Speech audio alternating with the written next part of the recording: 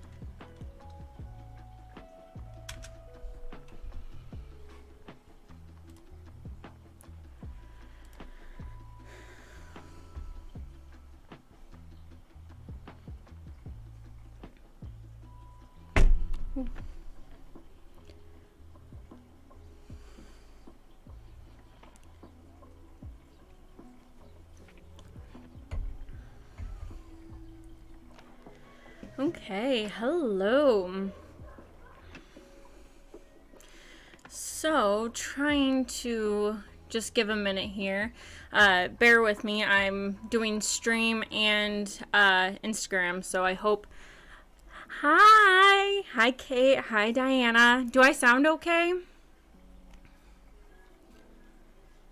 I'm doing Instagram and Twitch, so I'm just wanting to make sure that everything sounds okay here. And here, let's just relax for a moment or two, you know? Hi, Mom. Just relax for a moment or two. Grab a drink if you haven't. I know I certainly have my drink here, which I already spilled on myself, so. May or may not be a little nervous here for this. So, hey, Shelby, welcome.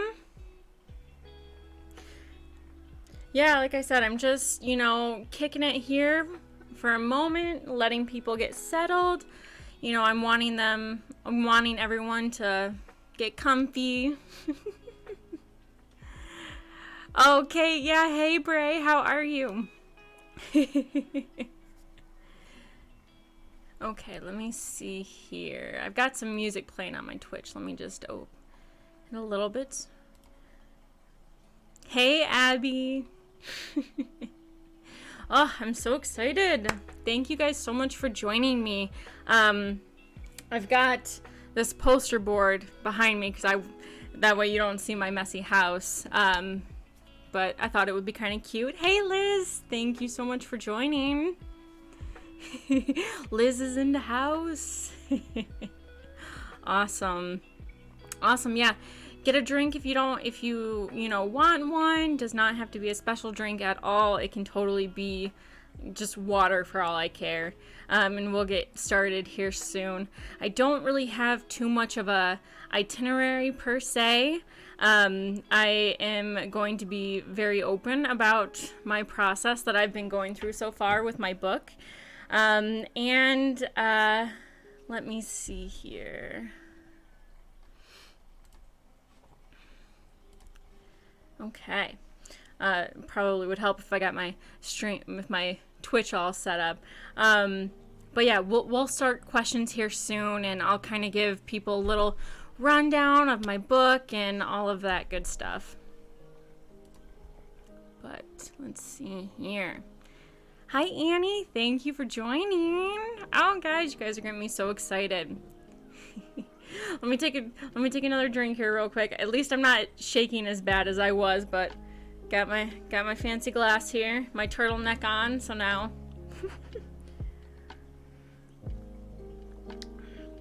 Okay, what are we looking at? 7:03. I'm gonna give it to 7:05, and then I'll start going here, but want to give people a chance to join if they want to. Cheers, Kate. Everyone, if you have a drink, cheers. Don't worry, I have more down below, so. But truly, I appreciate you guys joining me here. And as I kind of talk about my journey. At least the lighting looks good. Oh, she fancy. Yes, girl. I even got, you know, these fancy earrings on. I did my makeup, you know. Okay, let me see. Looks like it's 7:04. Okay, looks like we got half a minute.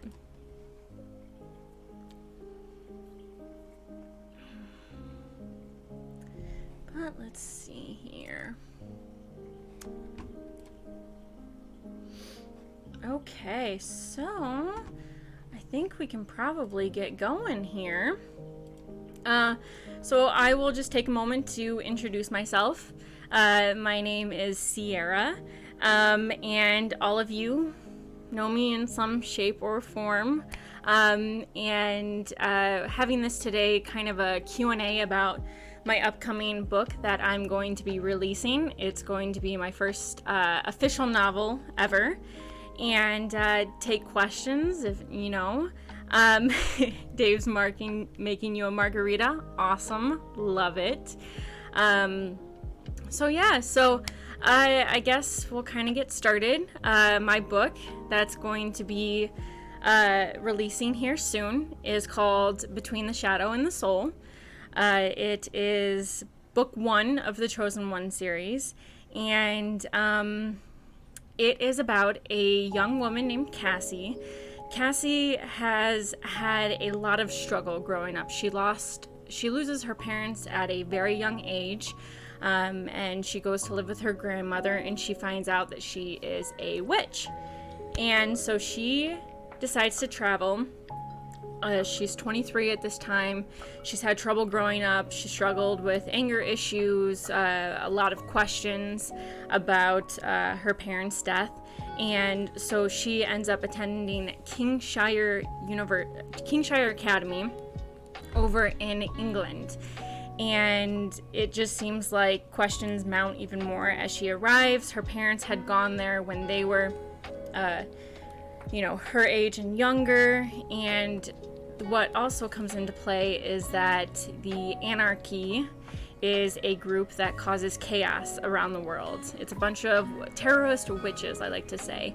And they have it out for Cassie, and there's a prophecy involved, and there is a love triangle. And you have to find out if Cassie is the chosen one or not, if she can unite good and evil. I did want to read a little bit of the prophecy for you guys here, and then we can go ahead and take questions if you have them. And I can also speak a little bit more of my process. Okay, let me see here.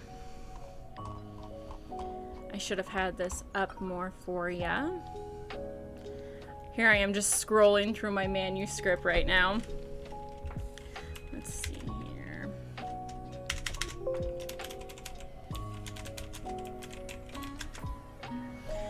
Okay, let's see.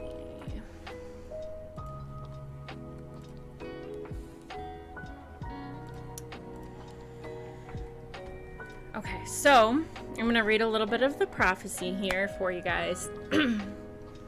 Let's turn this music down here. Okay.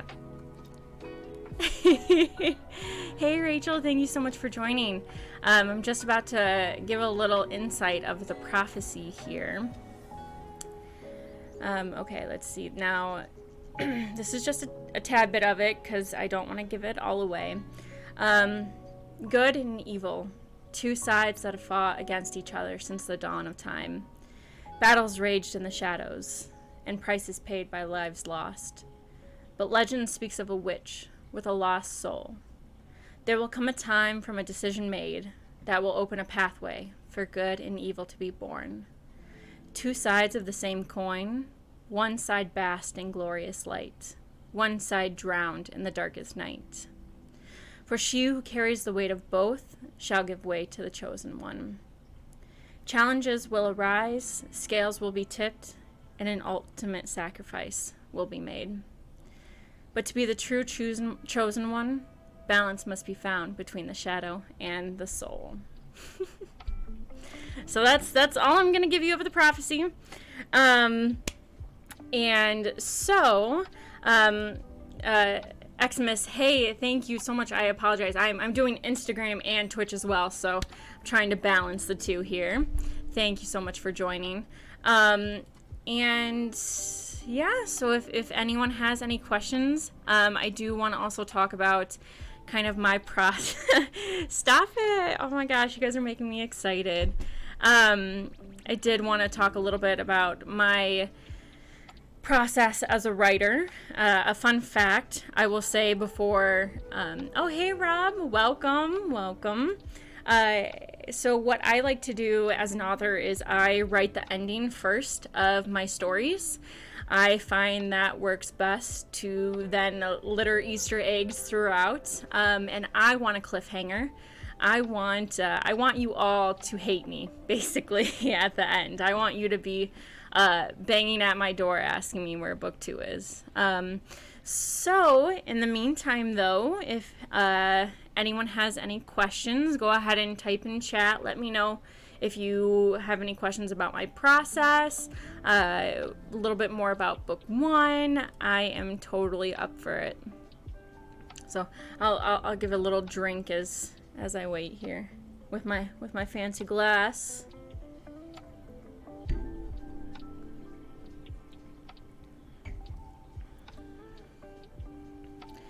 Okay, so it looks like we just had 2 questions come in. What inspired the idea for this book, and what's been the most frustrating part of the process? So let's go ahead and start with what inspired the idea for this book. So I daydream a lot. I have always created different scenarios in my head, characters, plots, themes, all that good stuff. And I had it was this past summer. I was just in one of my daydreams, and it kind of turned into more. I found myself thinking about, oh, hey, Autumn, thanks for joining. I thought about the characters when I wasn't just trying to go to sleep and just trying to drift off to something. I found myself wanting to know their story and to tell their story. I had also been watching a lot of Peaky Blinders recently. I don't know if anyone's seen that show, but the men in it, mwah, beautiful. They're beautiful. And I have just always been a big fan of witches in general. So you've got, England and the UK area, and then you've got witches, also my 2 loves. So as far as the most frustrating part of the process, I would say there's a couple frustrating parts of the process. So when I write the ending, so I know how it's going to end. I just have to get there. I typically then will create an outline, and I think everything through. Sometimes I will spend days running through a scene in my head, and I will just torture myself until I'm like, okay, that's good enough. That can then flow into this. Is it too much? Is it not really necessary? So that's extremely frustrating. And then another frustrating part, which I'm having to deal with right now, is I have already received my book back from my editor. She's already gone through it all painstakingly, and I am just questioning myself now at this point. I'm like, well, what if I put a little bit more here? What if I put a little bit more there? What if I actually thought of a different whole plot section of the book, but I told myself, no, I can't change that because then it would change the whole story. And then also thinking about, I've also written the end of the whole series, so I know how the whole series is going to end. So it's hard to work my way to there. So I would say that. Let me see here. Are any of your characters based on real people? So yes and no. I definitely took mannerisms from people. There's actually one of my coworkers who's in the chat right now. I did base a character off her. It's Nora, who basically becomes the main character's best friend and roommate when she attends Kingshire University. And so yes and no, and I kind of based some other mannerisms off other people in my life, in my past. I'm not gonna call them out like I did Liz. Oh, well, I said your name now, Liz. So, but yeah, Liz is an awesome person, and I just knew that some of her mannerisms, I was like, I need to have them as a best friend. Yeah, no spoilers. I mean, you learn pretty on who her roommate is, so. Jess, you are not here late. You are perfectly fine. We just started. I just kind of read a little bit of the prophecy and kind of my inspiration for the book. Let me see here. So Abby is also my one of my advanced reader copies, and so she's read the whole book along with, let me see here, there are 4 people in general who have read the book other than myself that know the complete story. So I would have to say one of my favorite characters is, oh, see, this is hard. I could tell you who I don't like, but at the same time, then that kind of gives some stuff away. Let's see here. I've got to say I really enjoy Nora. She is the best friend in the story, and she is just an amazing character. I will say that there is a lot of very serious things that happen in my book as well. It's not meant to be a happy story. And it's meant to be very real, but at the same time, in a world where magic exists, witches have powers. They can do things. But they are still human, and they go through very real things. And I wanted to represent that in the book as well. And I guess I gotta say my main character, Cassie, as well. She is one of my favorite characters. I mean, I wouldn't have made her a main character if not. But Cassie is one of my main characters. It also kind of goes off the name of the book as well, Between the Shadow and the Soul, and the names of the other 2 books I have in this series, which I have not released yet. But this book really focuses on Cassie's struggle with her demons, her emotions, there are things that happen to her, and it's just she has to get through them. So let me see here. Okay, just wanted to make sure I didn't miss anything. So Jess, since you're here, oh my gosh, girl, yes, this nail polish is actually to Jess in Twitch. She asked nail polish, and it is actually black and a blue color. So, will I release the playlist for the book? Yes, I will completely release the playlist for the book. I've posted on my story a long time ago, which I just found out recently that it's taken about 8 months from the moment I wrote this book to where I'm at right now. And I will definitely release the playlist because I am very big into music, and I'm very big.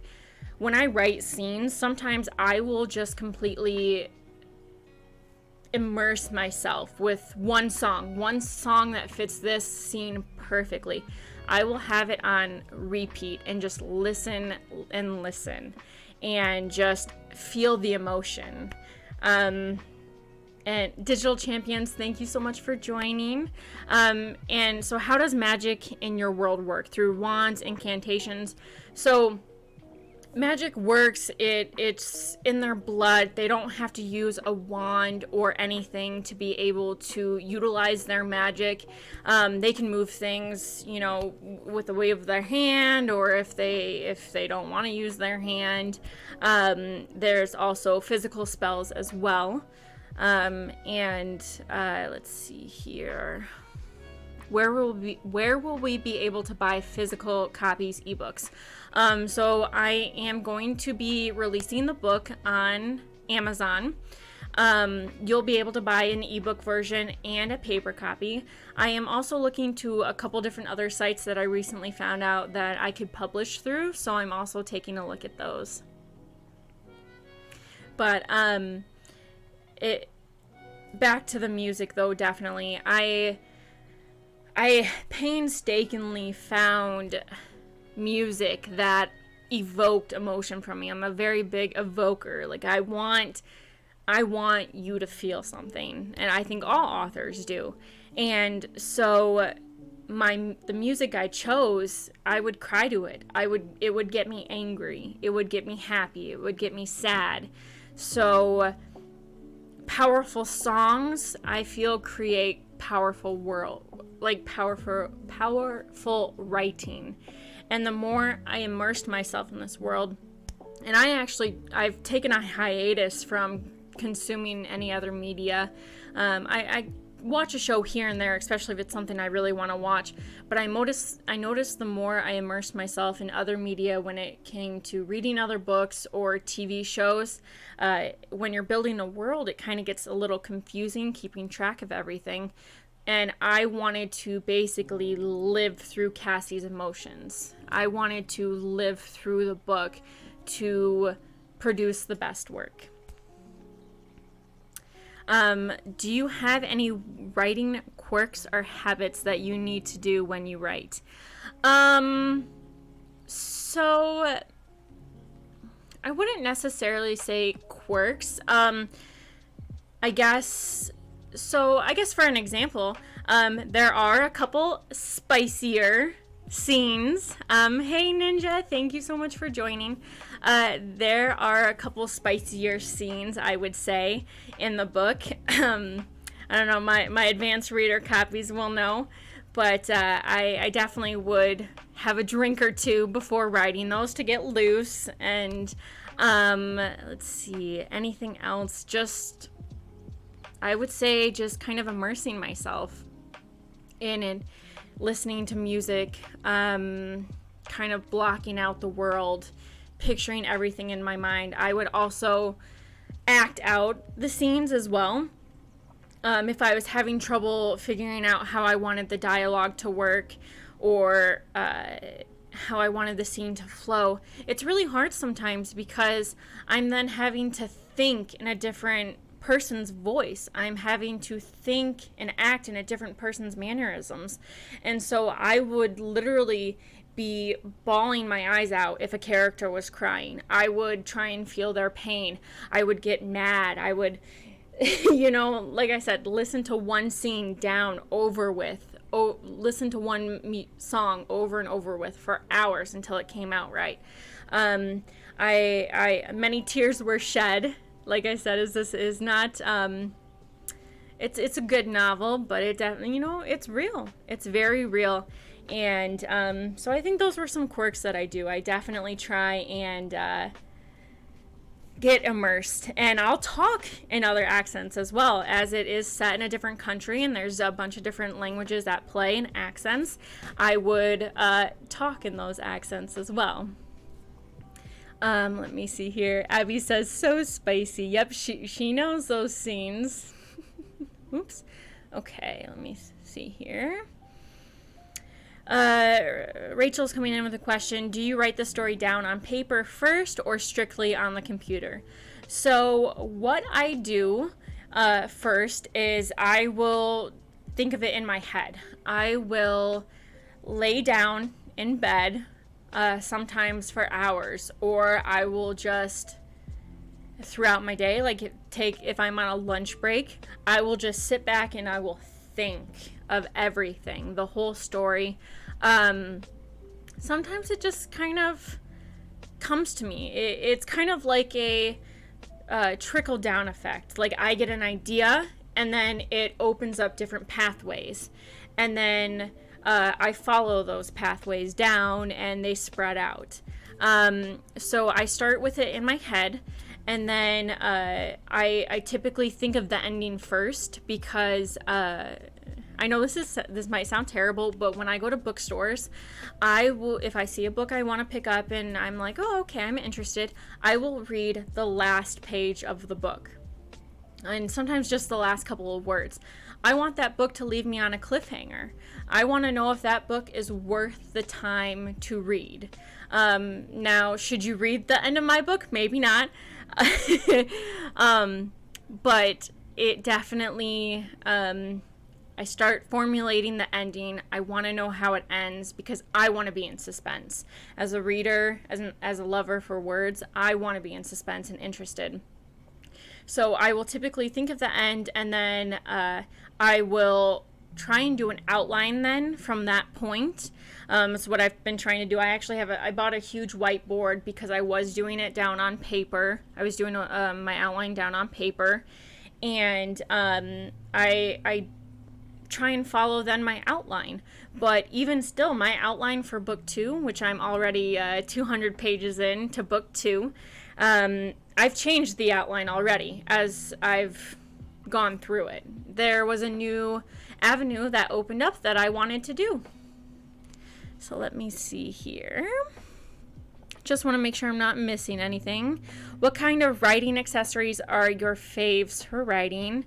An example, special keyboard, sticky notes, applications. So I have a love-hate relationship with sticky notes. I will just jot the most, even in my normal work day, because I also have a job Monday through Friday. I will write the most random things on sticky notes. It'll be something like cheese. I'll write cheese on a sticky note in some chicken scratch and just put it somewhere. And then I will completely forget what cheese means on a sticky note. And so but they also help. I like to think sticky notes help me. I guess I will say that. I did buy, I'll try and hold it up. I bought this keyboard that's kind of a typewriter style, and it has lights and it clicks. It click, click, click, click, click. So I really like that. But I do not like writing on, I like to think I like writing on pen and paper. But I've gone digital. It's quicker. I just find it a lot easier to do it on pen and paper. So let me see here. So another question in chat. Now that your first book is done, do you feel that your writing process will continue to be the same, or did anything change after publishing your first book? So one big thing that I can think about my book is that when I actually first sent it to my editor, she was like, Sierra, what tense do you want this in? Because you keep switching past and present tense constantly. And I had no idea what I was even doing it. And she and I, we discovered it's a lot easier to write in past tense because it's me telling Cassie's story. And I wanted it to be read in present tense. So that's what I've taken into the second book, is that I often find myself writing in past tense when it needs to be present. Let me get a drink here. So I definitely, I can thank God for my editor, because she painstakingly read through almost 500 pages of a story where she had to change the tense constantly. So I truly appreciate her. So now with the second book, I am forcing myself to write in present tense. But as far as my writing process, with my second book, I was like, you know what, I'm going to do chronological, because I would start with the ending, I would do an outline. With the first book, I would write whatever scene inspired me at that point in time. Whatever scene I was like, ooh, this is great, I need to take advantage of this. And then I would just go back and fill in. And I was like, I don't really like that. So I'm just going to force myself to start from the beginning and work my way to the end. And I had already written the end of the complete series already at that point. And so I tried that for a little bit, but I was telling my editor, I was like, you know what? I just feel so uninspired. I don't like it. I'm having such a hard time. I feel like my reader, when they get to book 2, they're going to be bored with me because I'm bored. So I wrote the end of the second book because that's what I know best.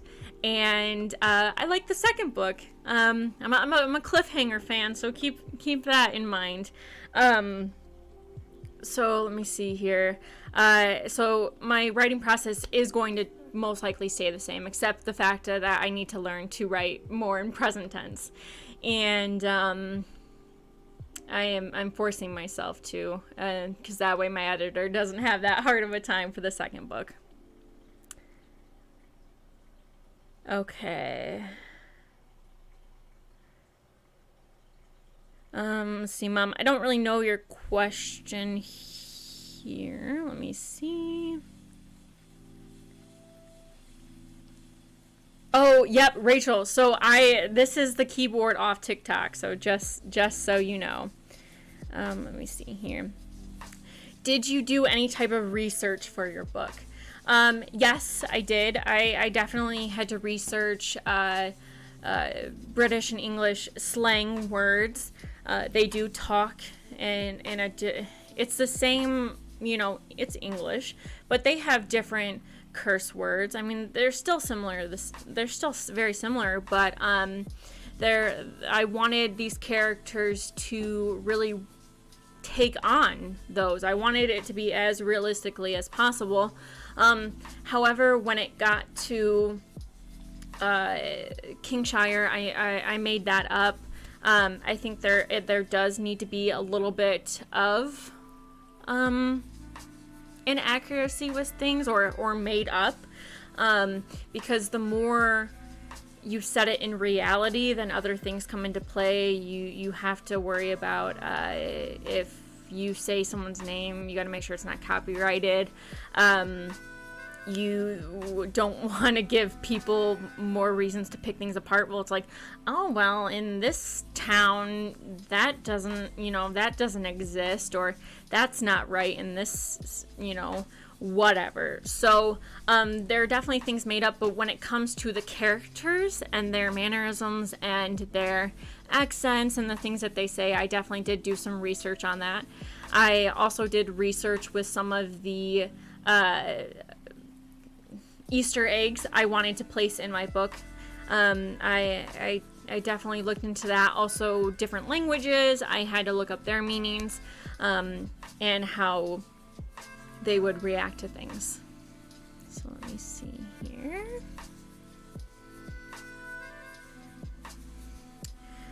Let's see. But that for research, that's pretty much it. I found, let's see here. Yeah, I would say that's it. Okay. What's the most difficult thing about writing characters from the opposite sex? Ooh, this is a good question. I just saw a question in Twitch as well. So, Jess, I will get to you in just after this one here. So, definitely with the opposite sex. An interesting thing is I won't say names, but I actually wrote a couple chapters through a different character's eyes other than the main character, Cassie. I ended up scrapping it because I wanted more mystery to it and all of that good stuff. Hey, Raylan, thanks for joining. I think just kind of getting into their minds, and especially with men, kind of getting into how they think and how they act to things. And so it wasn't too terribly hard, I think, at least, from writing from men's perspectives. I think it would be more harder for a man to write through a woman's perspective. But that's just me as a writer. I didn't really find too much of an issue. Hopefully you guys don't find too much of an issue through my male point of views. So let's see here. Jess has a really good question. She said, she has it in Twitch. She said, did you ever go down a traditional publishing avenue, or did you decide pretty early on to do self-publishing? So thank you for bringing this up, because I did want to touch on this. So I actually wrote a book. I think it was early high school, actually late middle school. I actually wrote a whole other book too. And what kind of was nice is I got to circle back to that in this book. I took things from that book I wrote years ago, and I was able to include it now. But my mom would actually let me borrow her laptop, and I would type away my stories. And that story I did actually send to publishers. I got rejected, which is totally common to be rejected. I decided with this book pretty early on to do self-publishing. My editor, she got me in touch with actually another self-publishing author. And I also did a little bit more research into the normal traditional publishing avenue. Unfortunately, with traditional publishing, you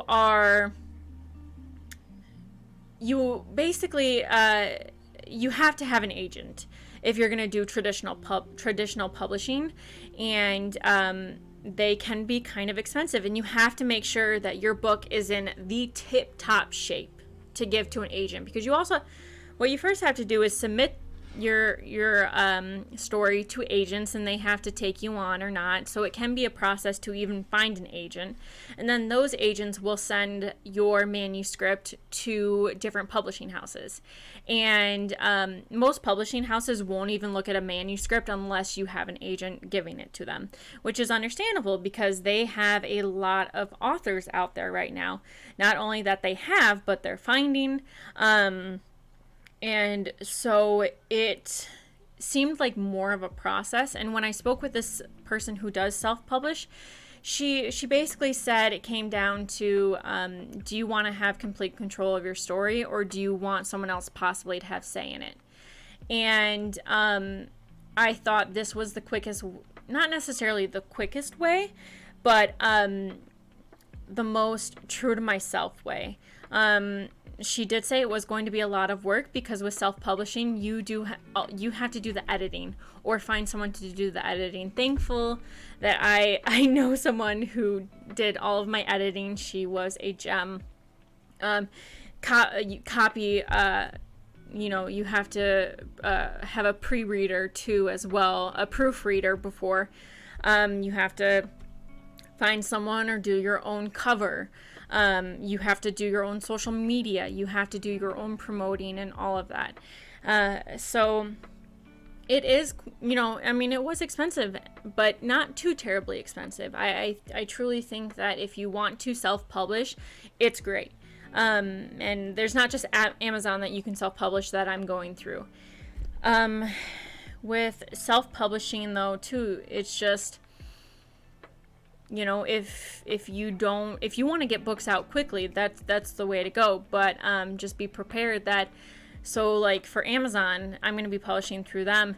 You have to pay for, the payment comes out of the book price of printing, and then Amazon takes royalties, so you have to include that in there as well. And then you have to do your own digital copy, your own ebook. You have to get the whole book done all by yourself. But I absolutely loved it. I'm loving it. I'm a nervous wreck all the time, but it's great. And I also decided with self-publishing, say this book gets out there in the world and the right person reads it and they like it, then there you go. You can then get drafted into a publishing house. So I also didn't want someone to tell me that I couldn't use something in my story. I couldn't, maybe not put this. I didn't want someone to rip apart it and not make it be my own anymore. So let me see. I think I missed a few. Let's see here. Let's see. I answered that. So, Abby was talking about the bar scene. There is a bar scene in there. I won't go into too much detail. But I pictured it in England. So I can't say it was based off Houghton, but kind of similar vibe. A little similar vibe. Any sort of, Shelby has a good question, any sort of witchcraft research, or did you make up a lot of it? So I did try and research different herbs, different physical spells that are used in my book. I wanted to research like mint, cinnamon, all these different kinds, just to see if they already had a witchcraft meaning to them. Because you don't want to put something in there and then have the witch community be like, that's not that. So I did do research into the physical spells as well, and kind of what all would, if someone had a certain power, what all that might entail. Okay. Rachel has a good question too as well. And then I see Twitch popped up with one. Xmas, I will get to you in just a moment here. What sort of other paranormal creatures do we see in your first book? So for right now, it's just witches. I don't have witches and warlocks. Men, women, we're all witches. So right now, just witches are the paranormal creatures in my book. Could there be more? I don't know. We'll see. But I kind of like the witch world. So we'll see what book 2 and book 3 and however many books have in store. Xmas has a good question as well. Let's see. If someone was looking to start on their own book, what advice would you give to them? I would just give to you the advice of I believed in this story so much. I thought of it and I was like, this is actually really good. Have confidence in yourself. If you like it, I guarantee you there's someone else out there that's going to like it. I would also keep in mind page numbers. Write in what your page size is going to be. I made the mistake of writing in 8x10 or 8x11, whatever the normal standard size is for just letter paper. And write in what you're going to be publishing the book in, because I had 220 some pages of 8x10, 8x11, whatever it is. And it turned out being almost 500 pages. And it's gone through the editing process. So yeah, it's almost 500 pages in a 6x9. And that's also another thing you have to think about when you're self-publishing, is that the more pages you have in a book, the more you have to pay for publishing, the more you have to pay for printing. So definitely keep that in mind when you're starting your own book, and just start writing, start thinking, get in that mindset. You know, for years I was like, I want to be an author. That's my dream. I don't know this. I don't know that. And then when I believed in myself and I was like, this is good, at least to me, I think that was all the confidence I needed. I think it's really just do it. I know that's not the greatest advice, but hell, you know, no one's stopping you from putting pen to paper, from putting your fingertips to keys. You know, you can do it. Trust me. If I can do it, anyone can do it. Let's see here. But thank you, Xmas, for asking that question. I did want to touch on that for advice, and make sure that you have someone in mind who you possibly want to give the book to give you advice. Make sure that it's someone who reads in that genre. And I also I gave a lot of ARC copies to my family, and then I also gave one to Abby as well. And just make sure you put it outside of the people you talk to daily. Make sure you, like Abby, I know absolutely loves this type of genre that I've written in, and it's just I don't want to say make sure you give it to someone you trust, because you should trust everyone you give your baby to, but put it someone who's going to have an unbiased opinion, who's going to tell you like it is. They're not going to tell you they like it just because they're your friend. Give it to someone who is actually, who's not going to be malicious about it either, too. Who's going to give you a constructive feedback. But let me see here. Okay, let's move on to another question here. How did you pick the names for your characters, and did you hide any secrets in your books that only a few people might know what they mean when they read it? So, yes, I keep thinking of things. I did do research into names and their meanings. I actually toyed with a couple names for some of the evil characters. So I littered a ton of Easter eggs throughout my book. I haven't had a chance yet to really dive in with my ARC copy readers. to see what all they've picked up on. But yeah, there's Easter eggs in there. There's definitely Easter eggs. There are things that aren't going to make sense until book 2. There are some things that may not make sense until the very end, and there are some things that you won't pick up on until the very end. And I'm really excited. That's one of the things I'm kind of most excited about, is I want to see if people pick up on these things that I've so carefully laid in. So I'm really excited. There's even Abby. So I don't know if you know this, but the bar, you know, take a look at that name, maybe. But we'll have to talk sometime. Let's see. Okay. We have another question from Twitch here. Who is your book dedicated to? I love reading book dedications because I'm a freak. So I actually had to change my book dedication just for people like you, Jess, just in case. Because I originally had it dedicated to 3 people. And I had written the whole book, and I did the dedication last. And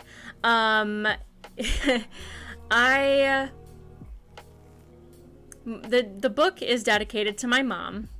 She was such a big promoter, even just letting me take her laptop and just type away when I was younger at different stories. And I wrote the dedication to 3 people, and then I knew I had to remove one because it gave a hint away to a part in the story.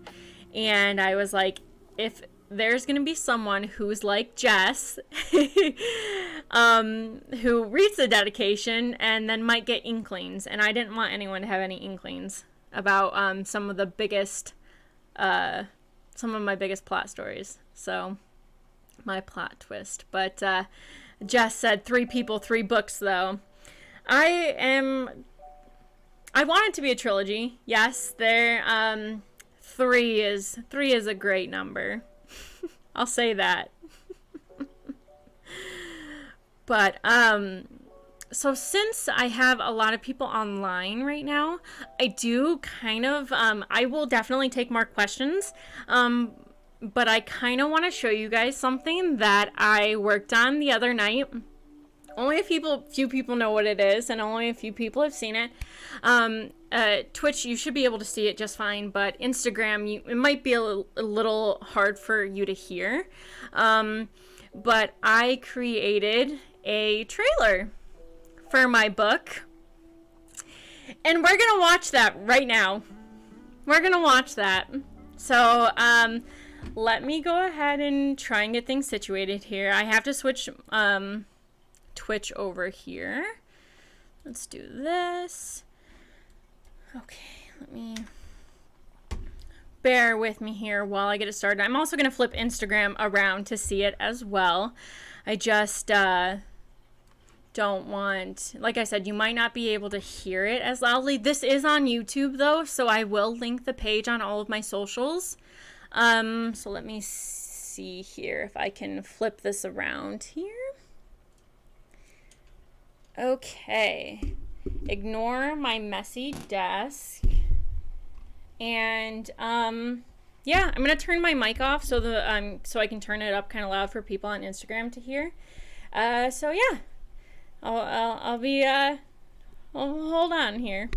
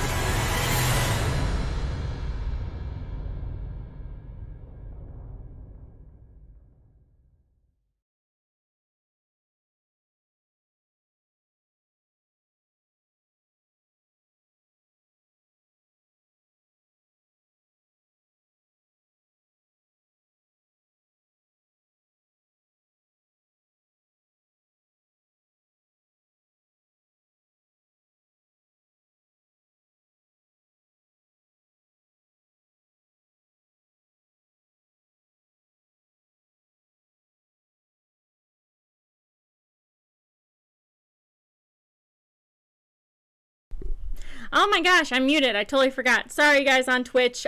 So yep, my book will be coming out on February 26th. And it will be available to purchase through Amazon. Ebook copies. I'm gonna see actually if ebooks have, if ebooks can be pre-ordered. So I will let you guys know when I have that all set up. But yeah, February 26th. So and like I said, I will definitely link the video. Sorry if you couldn't hear on Instagram. I apologize. I figured that on live. And sorry, Twitch, if that was just absolutely blaring in your guys' ear. But yeah, February 26th, you guys will get to dive into my head and dive into my world. So February 26th, Between the Shadow and the Soul comes out. You guys will get to dive into my head. Oh my god, let's drink now.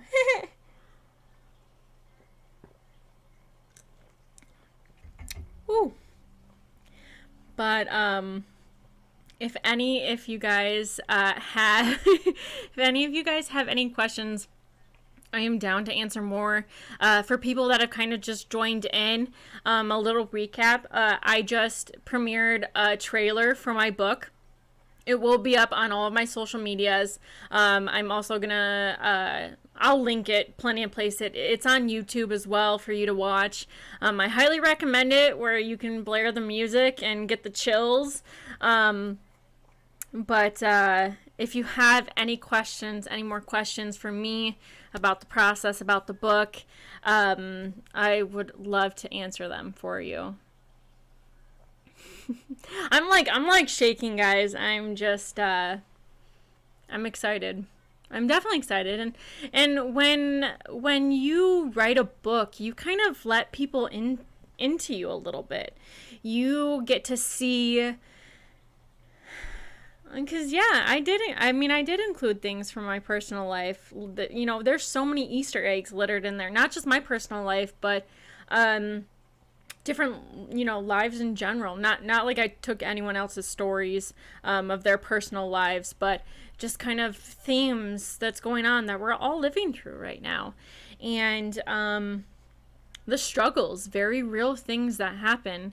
And oh, okay, we got another question. What are some trends in your genre of writing that excite you? So I definitely love it seems like a lot of, especially in my genre, a lot of people have been doing a lot of spicier scenes. I love me a spicy scene. I don't know who can say that they don't love a spicy scene. If you're saying it, you are lying. And so I've incorporated that as well, because Cassie is an adult. She is an adult. She has, you know, she's an adult woman. She is in a love triangle. And so there are some spicier scenes. And just I love this genre. I love seeing what all people can create and the worlds that they build, and see how they go. And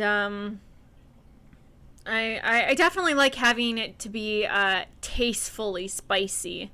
I'll say that, tastefully spicy.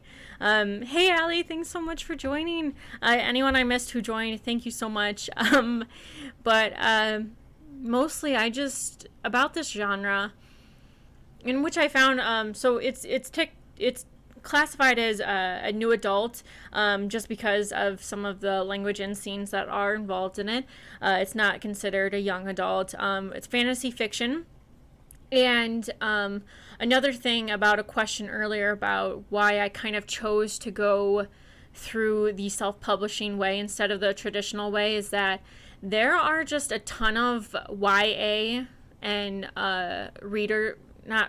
authors that have publishing houses that have been taking on. There's so many people out there, and it's kind of getting flooded. And say that you could get with a publishing house, and they could do marketing for you, but it may just not land, and you don't really have control on that. And if the specific genre that you're writing in teeters out of YA, then they are going to push it back.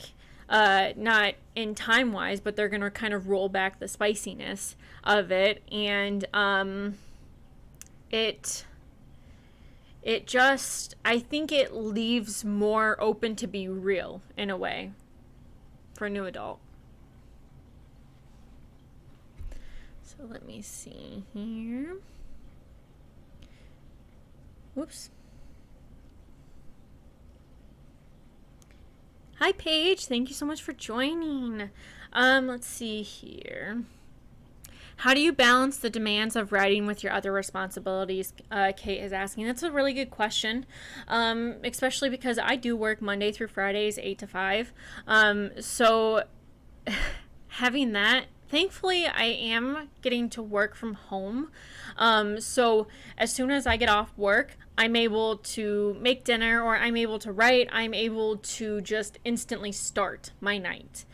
And that has been really helpful. And not having, I think when you go into work, sometimes you get added stress. You maybe get added stress about your commute. You may get added stress about something else that, you know, if you're home, you're kind of more relaxed. Your mind is more open to think of things, I think, at least for me.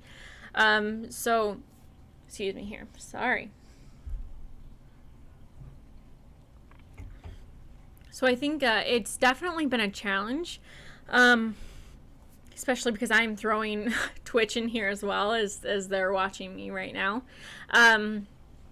But I think getting into a routine and also being able to write when I'm inspired helps a lot. So doing all of that and then being able to be more relaxed, it's definitely been a struggle. It has been a struggle. Like, say if I'm in the middle of my workday and I spark inspiration, I will write it down on a sticky note because it's got to wait. I got to force myself to not think about it. So it's just, you find your own way of working through it all. And did you learn anything about yourself while writing this book? I learned I was more serious about wanting to take on becoming an author. I always knew, you know, even from a young age, I was like, I want to be an author. I want to be an author. But I think the more that I wrote and the more good feedback that I received, which there's going to be bad feedback. You know, it's not going to be everyone's cup of tea out there. It's just not going to be. So I think also taking that into, putting it into a realistic view was helpful. And I learned that this is what I want to do, and I'm actually kind of good at it. I like to think I'm good at it. And I learned more about myself, of some things that I possibly struggle with, you know, mental health wise, or some, you know, things that might have happened in my past and I need to work through them. So I think writing gave me a way to talk about things that aren't necessarily being talked about in this society and that need to be. And I put a great spin on things because it's magic, and who doesn't love witches? So but I think you learn a lot when you write. I think sometimes it's better for me to process my emotions if I write them out, other than trying to vocalize them. And you learn a lot about, and I think, you know, what also made me realize was that of how much I did and didn't put myself in here. How, like my mom, for example, she read the book and she's like, oh, you included this and this and this and that. So it's things you're not realizing that you're putting in there. And other readers who know you do. So I kind of look at other books and look at their authors and try and get a scope on them now as well. Let me answer this here real quick with Twitch, and then I will get to those answers. Oh, actually, nope. I Apologize, there's not one on Twitch. Let's see here. Did you ever experience writer's block, and what advice can you give to other inspiring authors to help them with their own possible writer's block? Yes, I experienced writer's block. I just experienced it especially recently with book 2 when I was trying to write chronologically from the beginning to end. And I knew really how I wanted the end. I kept going back to the end. I kept thinking about how I wanted the end, what I wanted it to be. And finally, just writing that, I found that it opened up so much more creativity because I had the ending on paper. I was like, okay, the ending is solidified now. It's there. Now I need to find my way to it. Some advice I can recommend is, like I've said earlier, I immersed myself in my world. I listened to this same playlist for 8 months while I wrote. It was the same set of 20, 23, 24 songs sometimes, because sometimes I'd like a song and then I'm like, no, that doesn't fit for the scene. So immerse yourself. Sometimes you need to cut other media because then it can distract you and it can mislead you. And building a world is a lot of work. Characters, like, goodness. I had one character who was 3 different names and her name changed throughout the book. And so just immerse yourself. If you are having writer's block, immerse yourself. Just get in there. Just think in the way that your characters are going to speak. I acted out accents. I acted out, fight scenes. I truly immersed myself. So I think that's one of the best things that you can do for writer's block. And don't give up because you have writer's block. It happens. It may happen because a scene that you thought in your head wasn't going to pan out. It's not working and you need to change that. And you need to be okay with deviating from your outline that you have if you write an outline. Let me see here. What has, Jess, I'll get to your question in a minute here. What has been your favorite part of this whole process? I would say giving my manuscript out to my editor and giving my manuscript out to my advanced reader copies and having them give me their feedback. My editor and my mom, they both were actually, they got to a point where they were like neck and neck on some things, but Abby binged it in a day and she like just blew everyone out of the water. So that was awesome. But just, they would text me. Like, if they finished a scene, they'd be pissed, or they'd be happy, or they'd be like, oh my God, they would tell me how they think it's going to go. So, giving it to people and having them enjoy it has been the best part of this process. And if I can possibly... Reading was a way for me to escape growing up. It was a way for me to get away from whatever I was dealing with in my personal life and kind of escape for a little bit. And I think everyone deserves to escape for a little bit. If one person can come to me and be like, Sierra, your world I was able to escape into and kind of get away from my outside stressors or whatever you're possibly going through or relate to in my book and say that helped me in some sort of way, I know that I've made it as an author at that point. So that's probably my favorite hopeful part that someone says to me. So, but also just giving it to them and having them read it and tell me. That was really awesome. And I'm just sitting over here giddy, like I can't expose it. Thank God when one of my advanced reader, my ARC people finished it, and then I could just talk to them about it because I was dying. So Jess says, do you ever have to stop and do like timelines or character profiles or any extra little things to keep details straight? So this is kind of where I do 2 different outlines. I do an outline of the whole plot, and then I created an outline of all my main characters, and their eye colors. Their eye colors was something I was having a hard time remembering when I wrote. I'd be like, I looked into his something eyes. Like, I would do, just in a block, I'd be like, figure out what this person's eyes look like, or I don't remember their name. So I did an outline of all the main characters. There is software that you can buy that I think it's called Plotter. I've been looking into getting that to try and use it because I've heard it works well, but I haven't checked it out yet. But let's see here. I did definitely have to write them down at first. As you get to writing, though, you do eventually remember all of your characters' names and what their appearances and all of that. You do eventually remember all of that. It takes some time, though. But I also tried making my character profiles more inclusive as well. So I definitely tried to show real families, real couples, real people. Definitely extra little details. It's hard. It's definitely hard. So if you need to write it somewhere, if you need to write it on sticky notes, if you need to write it on your hand, write out distinctive details. That is for sure. Let's see. I had thought of something that I wanted to say as well, but I don't remember right now, so that's fine. But let's see here. Okay, Brayden wants to know if you could pick an avatar or spirit animal as a writer, what would it be?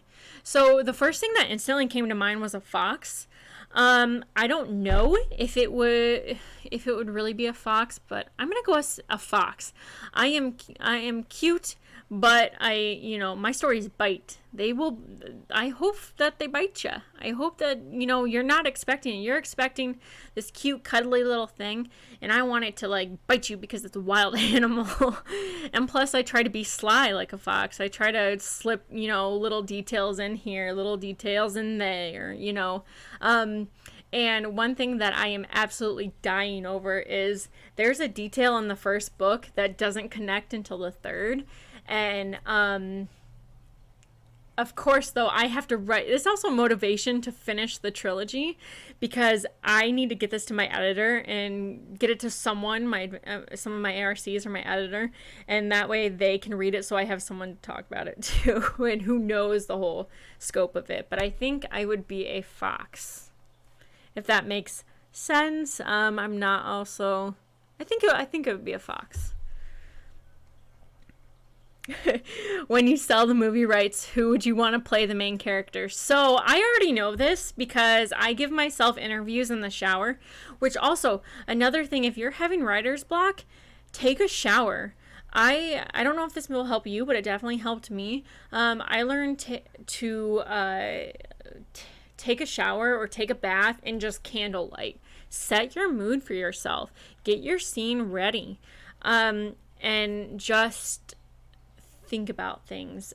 So my main character, Cassie, I'm not quite sure who I'd want to play her. She's the only person who I don't know, but I do have other characters who I kind of modeled them after. There's only 2 characters that I've been modeled. But there's one who I actually thought of this the other day, and I was like, she would make a good character. But I have the headmistress who is in charge of Kingshire, and I think Kate Winslet would do a fascinating job of playing her, and I think she would fit as well with her hair and the way she looks and the roles that she's also played. There's Cillian Murphy. He would be one of the main characters as well. Finn Cole, really great actor. He'd be a really great Henry. But those are some of my main characters. We've got the headmistress, we've got Cillian, we've got Henry, and then we have Cassie. Netflix series, let's go. Oh my god, only would hope. Let's see here. This would make a great Netflix series. I'm sorry, it just would. Someone on Twitch said Mike Myers for all the roles. Don't get me wrong, I absolutely love Mike Myers, and I think he is bloody brilliant. And if he can somehow be in the movie, I mean, I already promised one of the roles to my coworkers as well. Maybe not a main one, but she can be a professor or something. She's got to be in it. But yeah, Mike Myers definitely. No, Adam Sandler should not be in the rest of the roles. This is a prime acting time. We don't need Adam Sandler. But I think that's one of the best things, is having other people read your work and you know that they're gonna appreciate it and they pick up on the things that you do. And I was talking to a girl I used to work with, and one of the biggest things that I love about reading and I love about writing is you get to kind of peer into someone's mind and you get to peer into someone's soul, and you kind of can get a better understanding of them. And that's what I look forward to most. And I think one of the scariest things, though, my mom's like, I want a cameo. Yep, Mom, learn. You can have a cameo. You just got to learn a British accent. One of the things I'm scared about most, though, about this is I know there's going to be people who don't like it. I know it's not going to be, like I said, it's not going to be everyone's cup of tea. My biggest fear is not even being given a chance, I would say. I want someone, if you do know me, I mean, you don't have to like me as a person, but I would hope that you would give my book a chance to see what I've written. Or I think my biggest fear is it's not as good of a story as I think it is in my mind. And that's very real. I struggle on the daily where I have to tell myself not to think about it too much, because so like right now I'm sitting here, I'm talking to all of you guys, and I am a bucket of nerves. I was shaking before I came on here. I was so nervous. And it's just, you're putting yourself out there into the world, and I want constructive criticism. I want people to give me their thoughts and their feedback. I think that the initial act of putting yourself out there is hard, and that's what I'm scared about. And the fact, and it's little things like this is my first time doing something, and my cover. So I have my cover all done. My cover's there, but it doesn't fit right now. It doesn't fit in Amazon when I try and upload it. And I'm stressing about that, even though the release date is still a month away. I'm stressing about that. I'm stressing about, uploading it to Amazon, even though it's pretty much done. It just has to be proofread. I mean, and I've proofread it, but my editor is going to read it for me. It's just the unknown, I guess I would say. I try not to think about it too much. And I think that's also some advice I can give people when they start out early is don't put yourself out of the running before you even begin. Because when I first initially started, I was looking into how to self-publish, where you should self-publish, what you should put the pricing as, what, pros, cons, all of that. It's good to think about all of that, but at the same time, don't overwhelm yourself. There were plenty of times where I had to tell myself, stop thinking about it. Just don't worry about it yet. Write the book. Write the damn book. Get the story on paper before you even worry about the process to uploading it. Before you worry about where you're going to get the cover. Before where you're going to worry about who's going to edit or if you're going to edit yourself. Don't count yourself out before you even begin.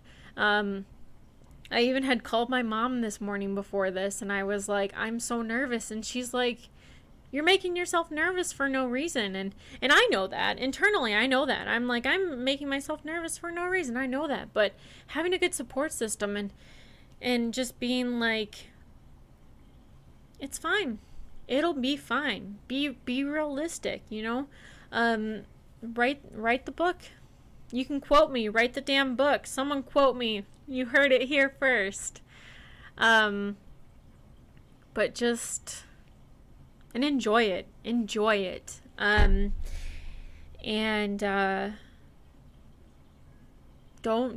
think about it too much. because if you do, then you're just going to scare yourself. And it's been a learning process. It's been a learning process as I go. And there are people out there, you know, I was lucky. Thankfully, I had a girl I knew who worked for a publishing house who said she'd edit for me. And I had people in my life that I was able to give the book to, and I knew that would give me constructive criticism back. But just before you dive first, make sure you have water to dive in. You know? No need in worrying about a process or publication if you haven't even written a book. You know, write it first, then worry. Worry as I am that it's I put a release date out there, February 26th. That's out there now. I have my own deadline. It's perfectly fine. Plenty enough time to get stuff done, but still doesn't mean I don't worry about it. So, but if anyone has any more questions, I would love to hear them. Looks like I'm a little low on my drink. I'm going to drink this. If anyone has any other questions, I would love to answer them. Even if you're new people, if you're just joining and you have questions, let me know. I am perfectly okay with reiterating them. Like I said, I have the trailer. I will get it out on all of my social medias. That way people can watch it if you missed it here. But, yeah. Cheers, everyone.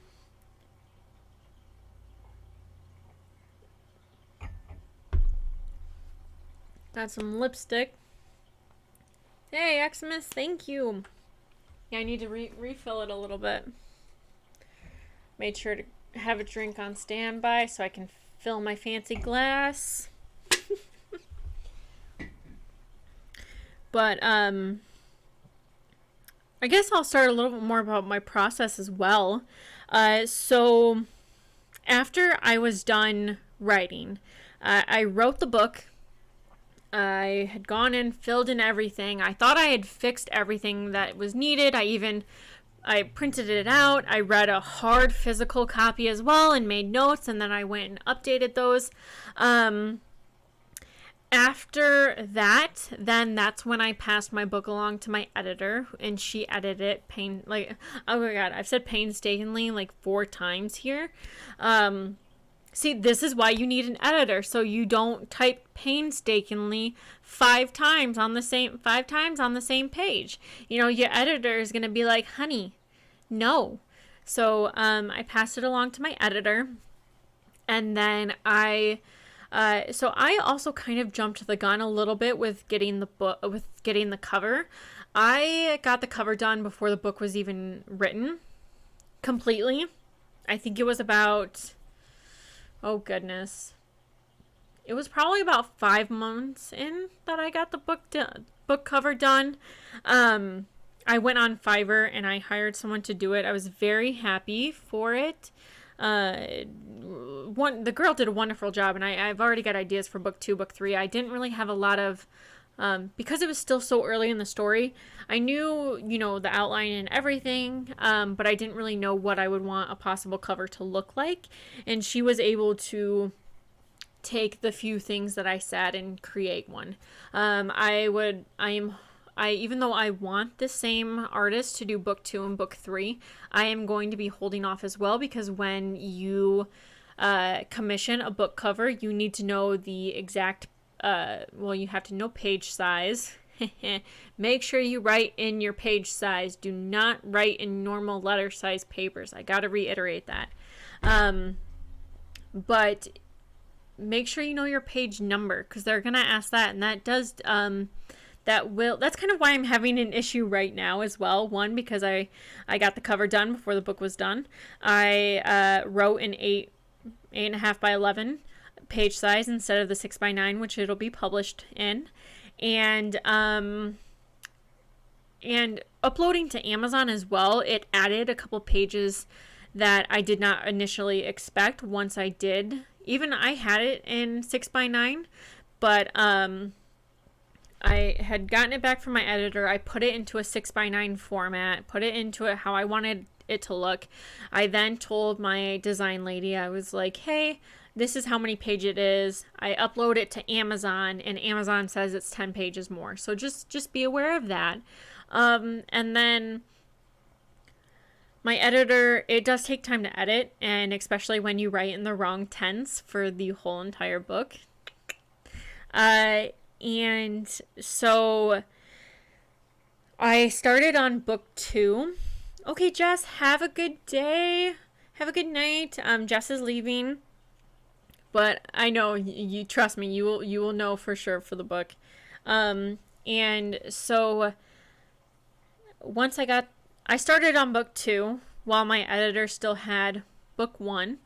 And it took several months, and it's not going to take, it's not like you can snap your fingers and it's going to be done. It takes time.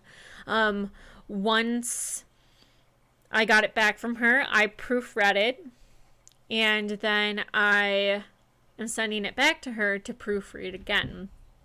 And then what'll happen is I will upload it to Amazon. I will create a digital version as well for e-copies.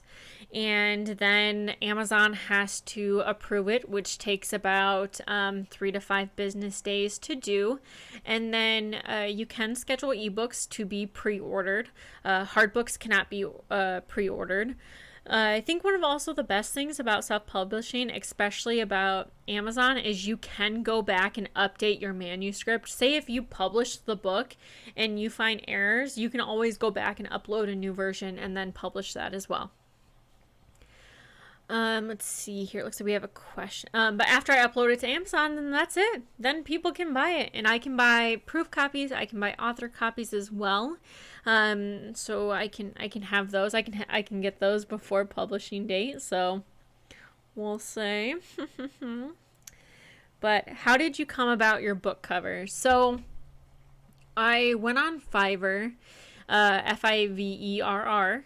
And I was looking at paranormal romance designers and some examples that they had. And there's a whole thing that you fill out too as well. Is just like the page number, page size, like a little bit of the story. What's the premise of the story? Because they need to know, the name, the title, everything that you want. I didn't really give her like I wanted this, I wanted that, but I will for the second book, because I already have now, after seeing the first book and seeing how the second book is going to go, I definitely will have more input on the second book. But for the first book, I basically just gave her the plot. I gave her what the main characters looked like, and then she created the cover for me and submitted it, and I absolutely loved it. I did tell her it was more of like a dark themed book, which she included with the dark blues and blacks. But definitely for book 2 and book 3, I'm going to have a little bit more input on what I specifically want to see on them. Just because I have an idea, and now I know what she has for book 1, and I think that we can easily come up with what I have in mind for book 2.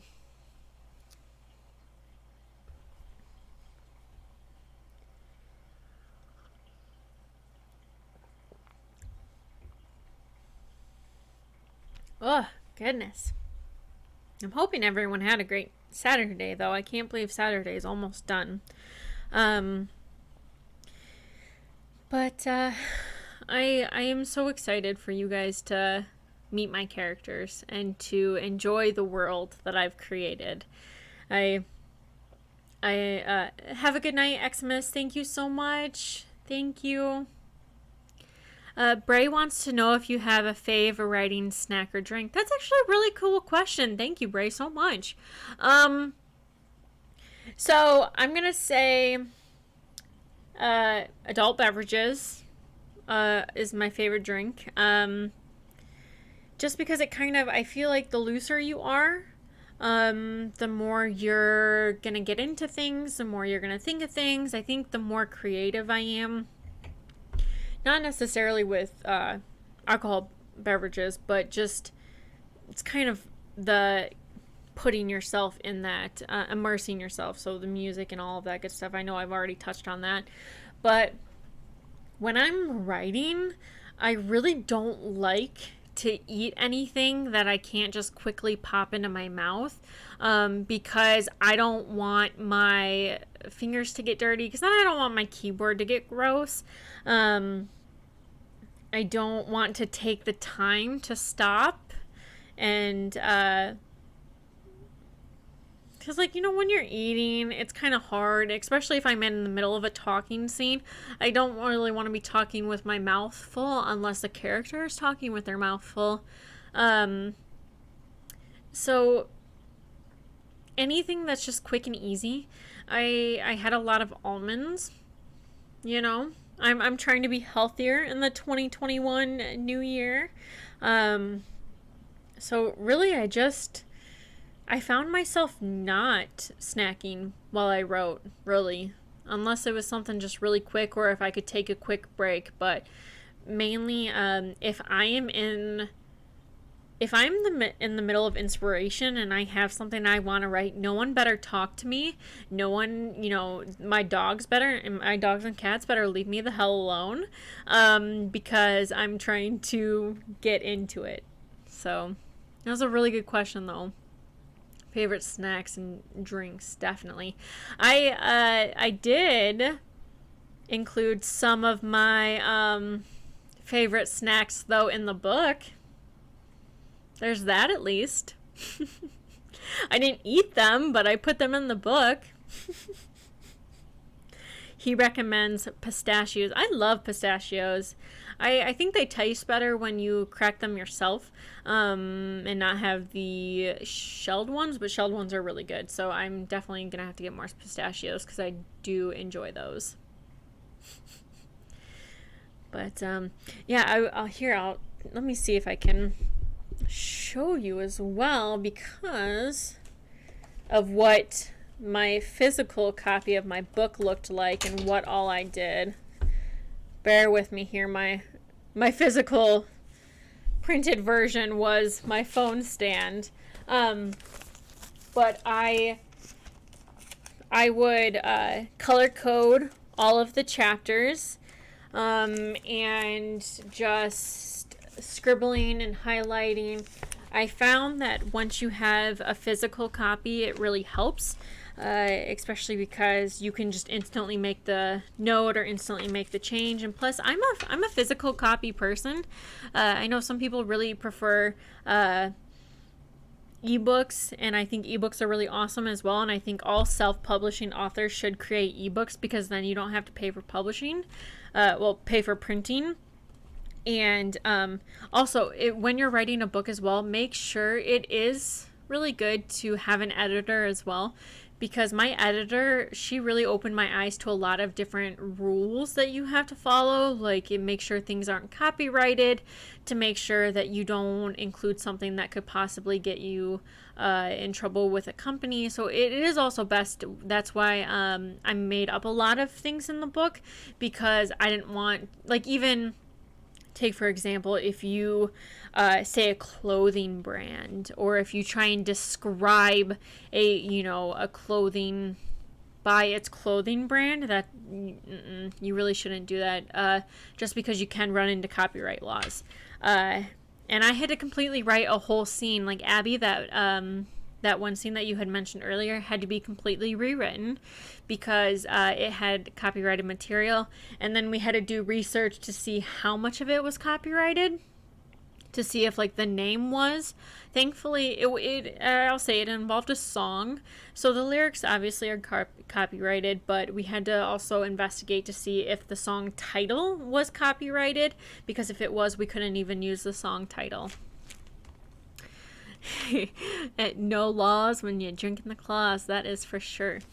But big physical copy person, and I think you can see things, but what also amazed me, and it's a good thing to have a person read your book that's not you, is something I hinted at earlier when I say painstakingly.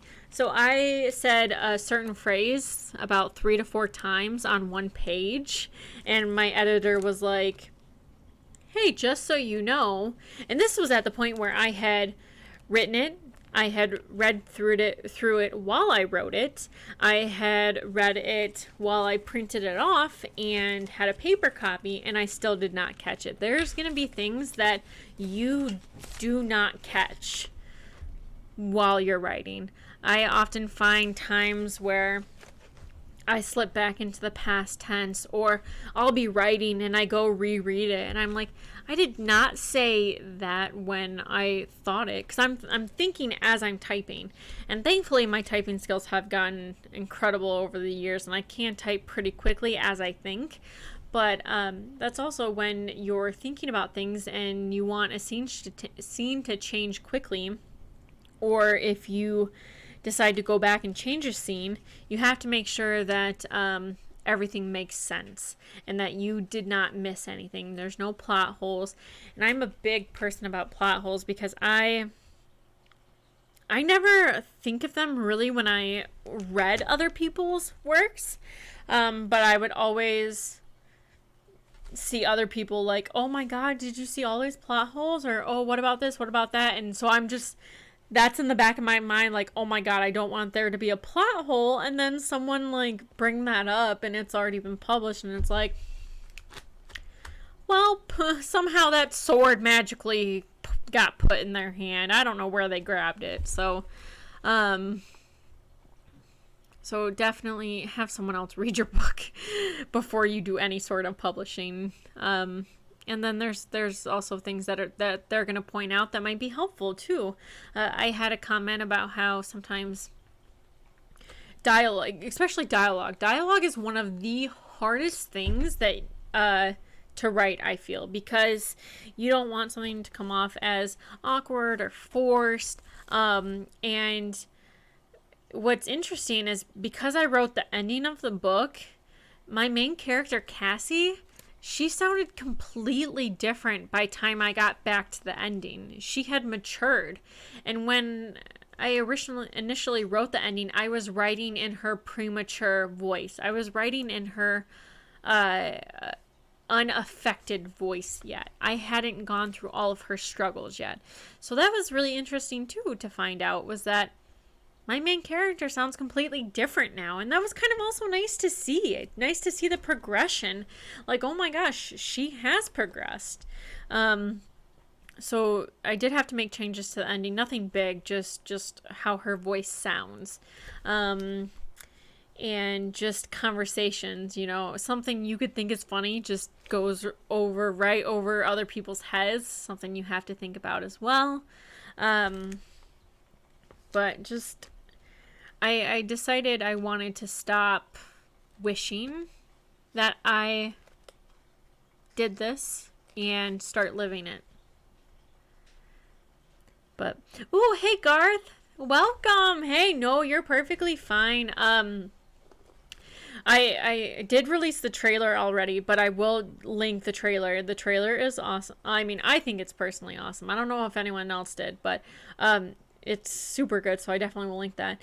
But you said, how long did the final draft take after you thought you were done? Re-edits, rewording, that kind of stuff.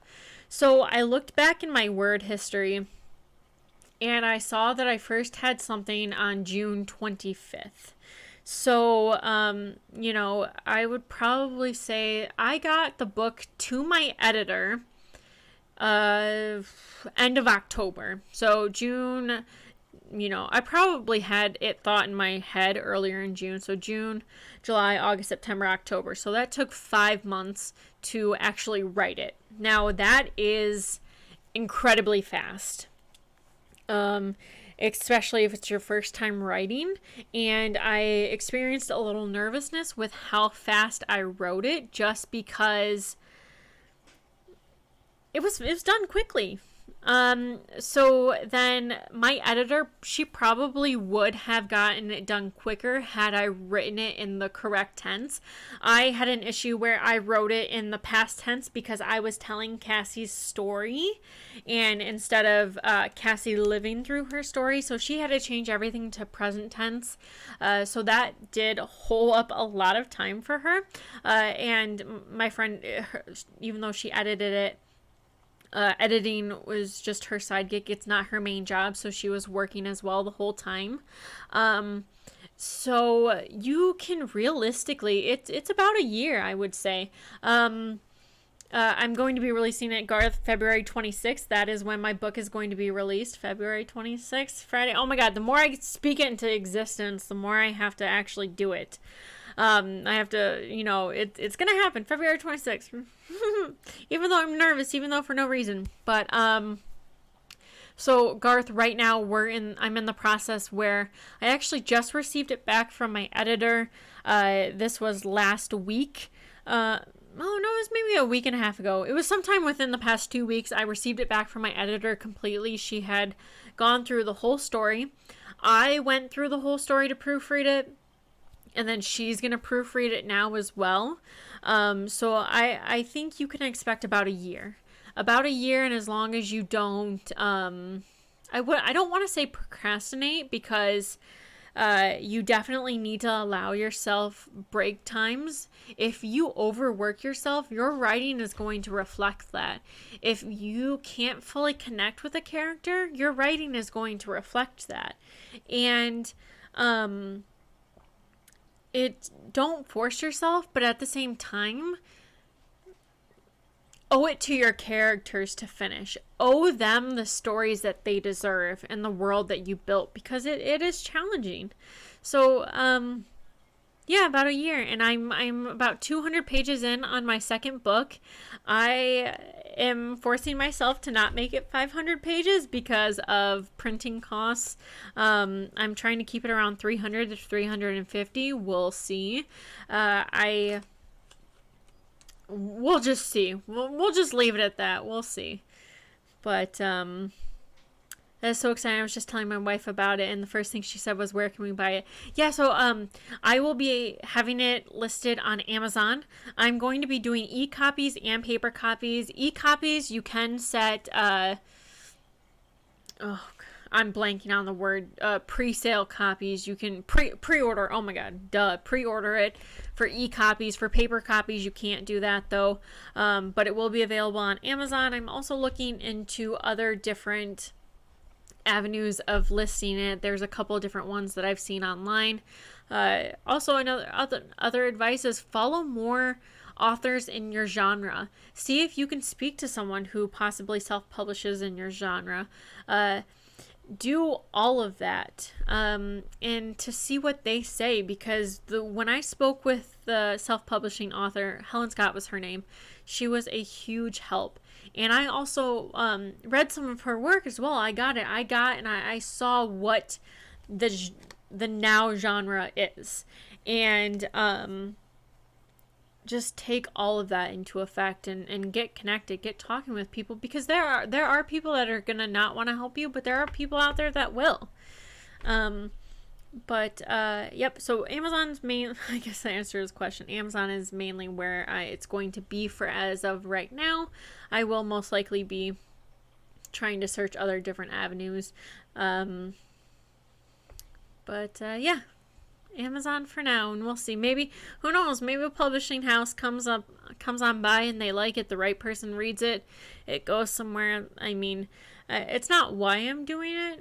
Like I said earlier, I want people to be able to escape, and I think in this climate nowadays, getting to escape, especially if you're stuck at home, working at home like I am, sometimes you kind of just need to get away for a little bit and kind of enjoy the mystery that is other worlds. But Garth, since you're just popping in, just a little recap as well. The book, it involves witches. The main character is Cassie. She's 23. She's going to school in England. She's a witch, and there's a terrorist rich group called the Anarchy. There's prophecies, all of that good stuff. There are some spicy scenes, which that was also really nervous too, because I put myself out there to write scenes that were kind of I was gonna say raw, but spicy scenes that they aren't.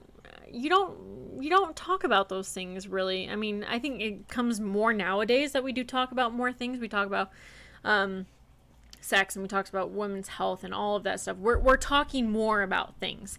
But writing those scenes and making sure they sound right and make sure they evoke the type of emotion I'm trying to evoke, that was very hard and interesting. Play on words, I guess. But I think at least they're tastefully done, and there are a lot of hard scenes in the book, and a lot of sadness, but that's real life. People go through things every day, and I wanted to give them a strong character who could possibly help them work through it.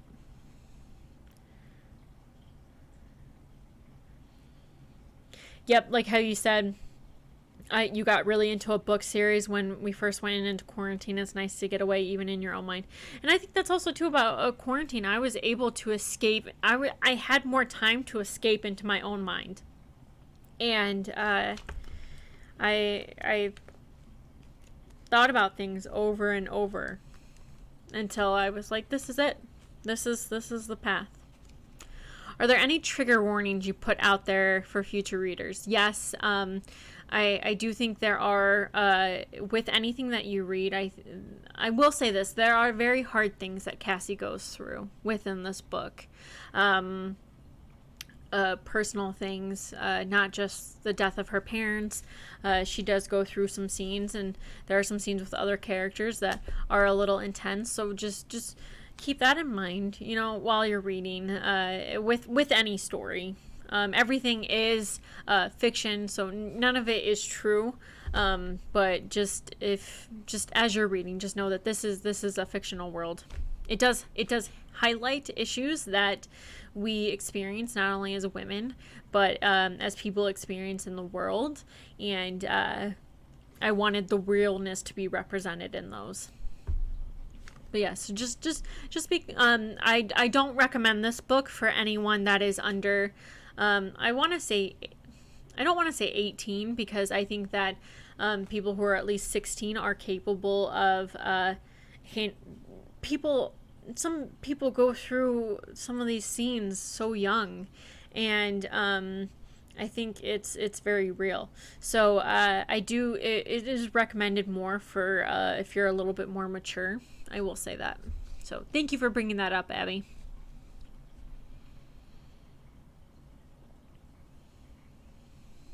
But whew, a little parched. Let me grab a little drink here.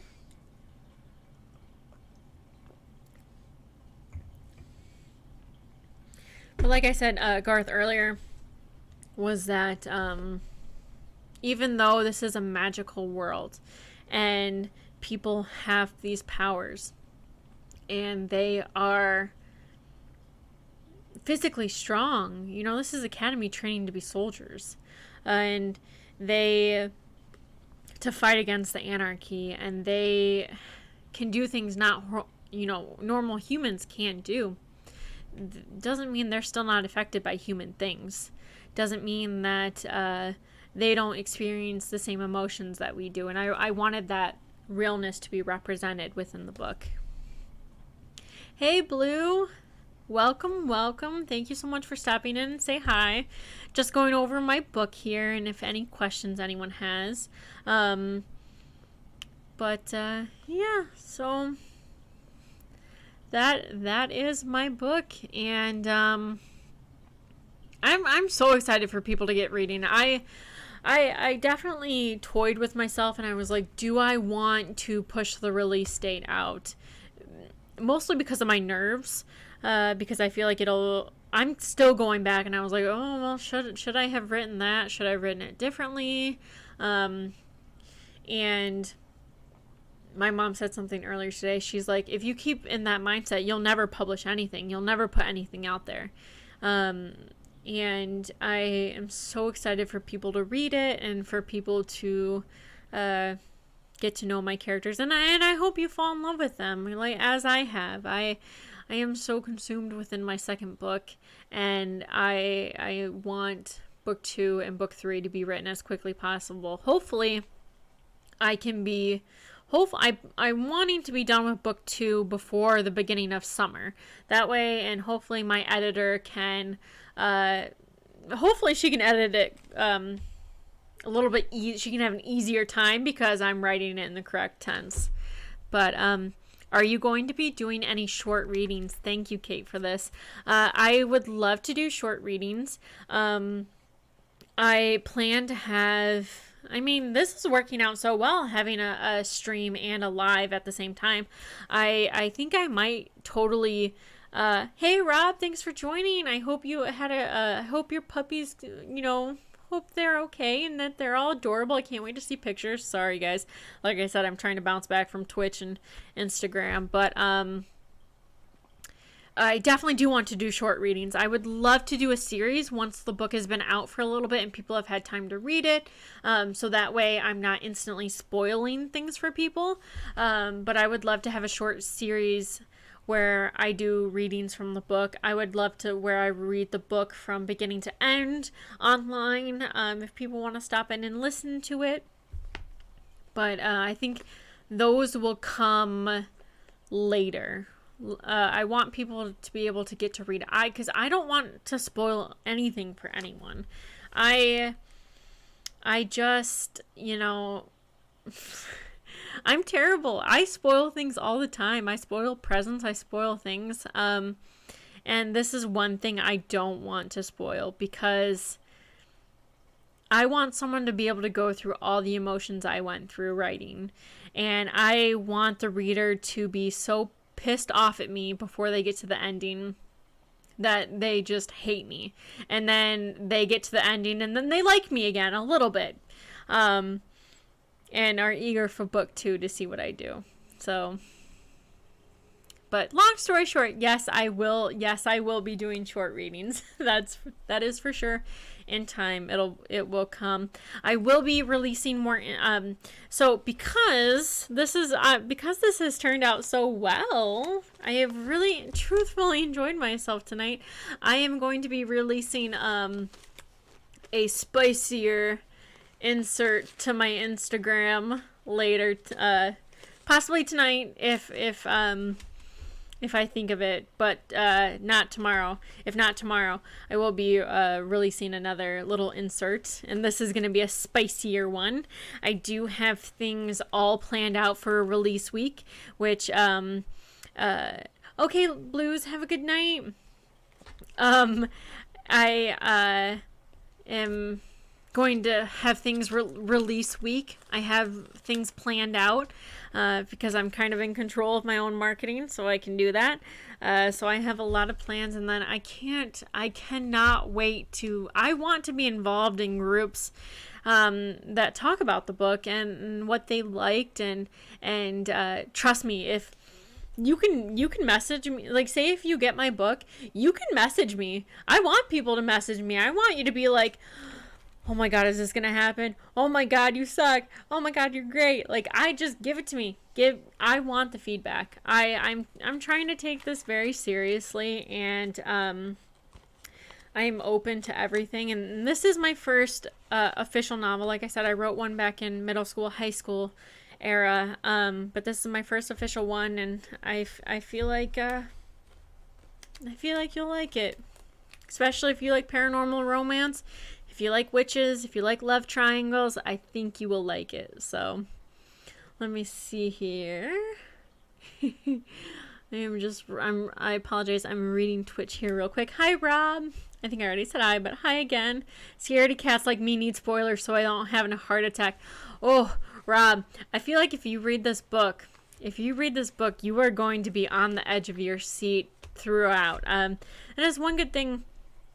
I think also, I also will be releasing some Of course, I'm going to get permission for my ARCs first, but to just kind of release things that they've said to me that they've really enjoyed. Of course, no spoilers, but just some things that they've really enjoyed.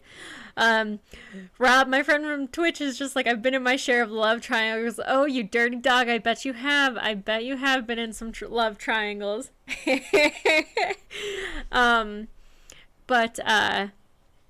Yeah, on my Instagram, though, I'm going to be releasing a couple inserts, definitely. And I have everything planned. I have so much planned, and I'm nervous to have everything in store. And I really appreciate everyone joining and coming on here and being involved in this. It definitely was just... Oh, hold up, let me see what Abby said. Abby was one of my ARCs. I will say that it's not just steamy, but the action scenes are also well written. Loved the fight scenes just as much. Yep, there's fight scenes. There are spicy, steamy scenes. There are serious scenes. There are scenes that, like I said, won't make sense until book 2. There are scenes that won't make sense unless you pick up on some of the Easter eggs, but I think that you won't know they won't make sense until you find the Easter egg, I feel. But let me see here. I see. Let's see here. Garth? I see your comment about the main girl. It's okay. But, yeah, so and that's something I've really enjoyed is like I said, I'm going to be frank, there are some graphic scenes in this novel. And it was nice to hear from people that they thought, professional people that thought it was well written. Because I think that you need to do those scenes justice. If you're going to have graphic scenes and if you're going to have intense scenes, fighting scenes. Oh, and that also reminds me, I did do some research on different martial arts moves because a lot of these people at Kingshire Academy, they go through training, they go through tactical training. A lot of them have had training before they've come. Cassie has had training. So I did have to include some legitimate fighting moves because it is they're fighting, and witches don't use wands, they don't use guns, but they do use swords. So they're better, they think swords are more brute and more of skill. Because sometimes if you're close enough, sometimes you in this world, your magic can be drained. The more magic you use, the more it drains. And then the more you have to wait until it kind of like recharges. It's kind of like a rechargeable battery. So sometimes if your magic is drained, you have to rely on your hand-to-hand combat skills. So definitely had to look up some moves to make sure I wasn't just writing, oh, she took his arm and flipped and pinned him and all that stuff. So I actually had to look at some fighting moves as well. But don't bring that up in the club. But I truly hope that if you read this book, you can kind of understand that things that happen and things, and I want things to be questioned as well. I want the main character to be unsure, and I want like I said, I want it to be as real as possible without being too real. I mean, it's magic. For goodness sakes. So, but if anyone has any other questions, I am definitely open to answering them. But I'm thinking maybe here at 9:00, we close it down. Like I said, I will be posting my trailer that I did for the book. I will be posting that on all of my socials. It is on YouTube right now, so you can go look at it. All of the pictures, though. I'm terrible with Easter eggs. I'm just like, I'm gonna litter them everywhere and see who picks them up and who doesn't, and that's fine, as long as they get picked up. So, but Rob, since you're here, guys, I'm gonna play the trailer one more time. I want to play it one more time. So let me, especially for the people that are in. So let me move my OBS screen. Oh goodness. Stop it. Okay. Move this here. Bear with me here as I switch my screens. I think the people that are on my live right now, I think all of you have seen it. So let me just, I want to show Twitch again here real quick. Sorry if it's kind of loud.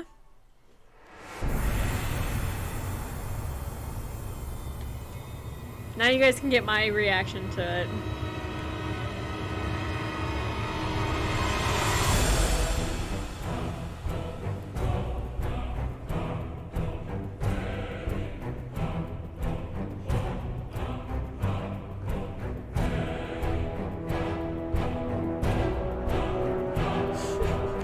Sorry if it's too loud, Rob.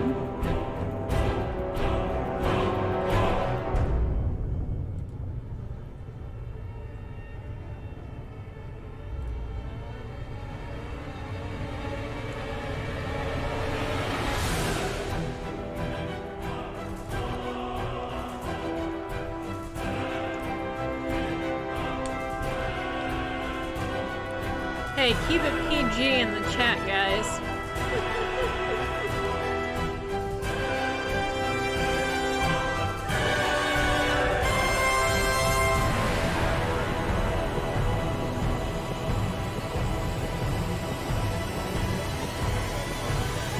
This part always gets me.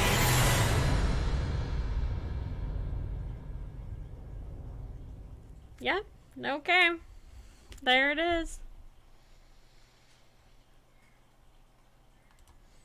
Yep. That's my book, guys. Well, that's the trailer for my book. So,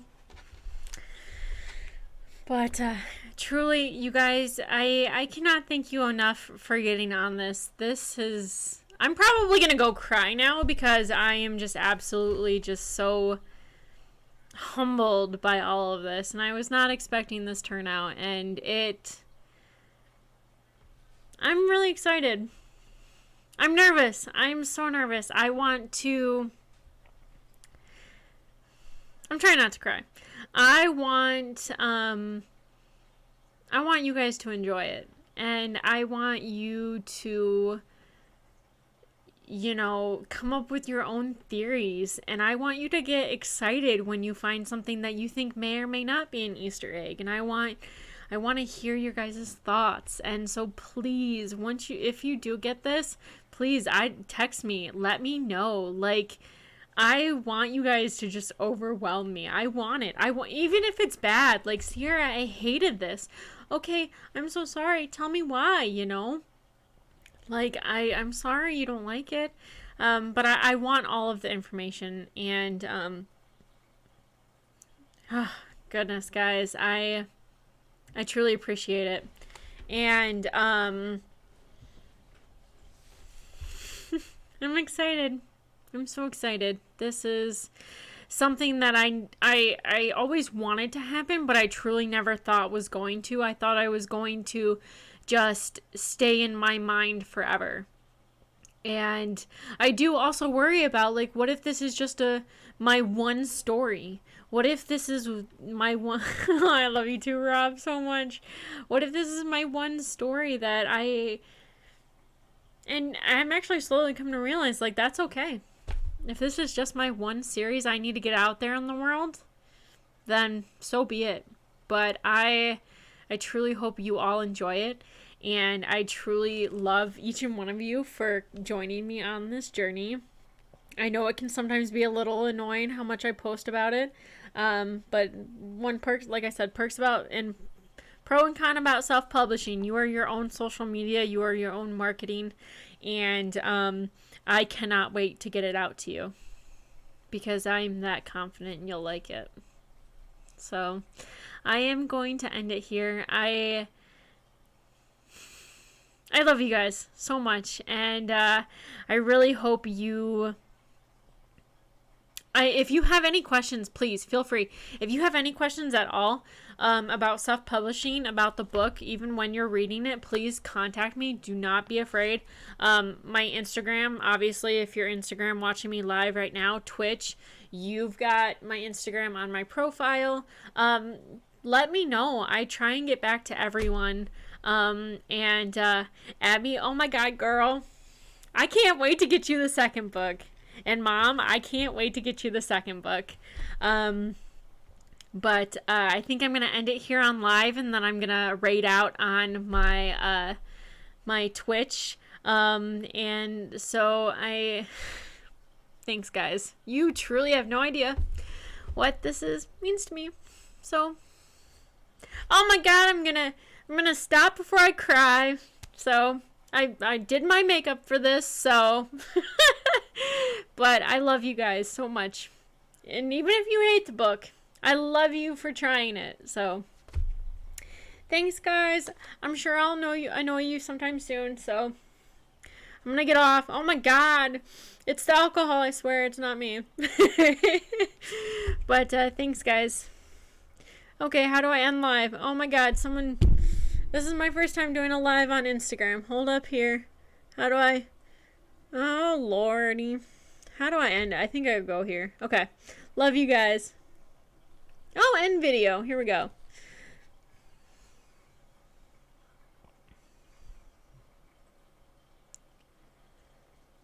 Okay. Thanks, people on Twitch. I truly appreciate you so much. Like I said, I will be linking the YouTube trailer. I will be linking it as soon as I can for the Amazon page where you can buy it. Release date is February 26th. All of my details are going to be on Instagram as well. And I'm sure I will link the hell out of it when it comes available to buy. I will have digital copies, which will be available for pre-order if you want. If you have questions, comments, or concerns, or if you're just curious, let me know. I am more than welcome. I'm more than happy to answer any and all questions related to this book and about the self-publishing process. So here we go, and then I'm going to raid out here, and then I truly appreciate all of you stopping by. So let's go ahead and let's see. Okay. So let me see here. I'm going to give Isherwood. We're going to go give Isherwood some love here. Let me see here. Why don't you just go ahead and stream over? I should, but I'm honestly, I need to go have my cry and have my excitedness. I need to go like mentally just calm down after all of that. So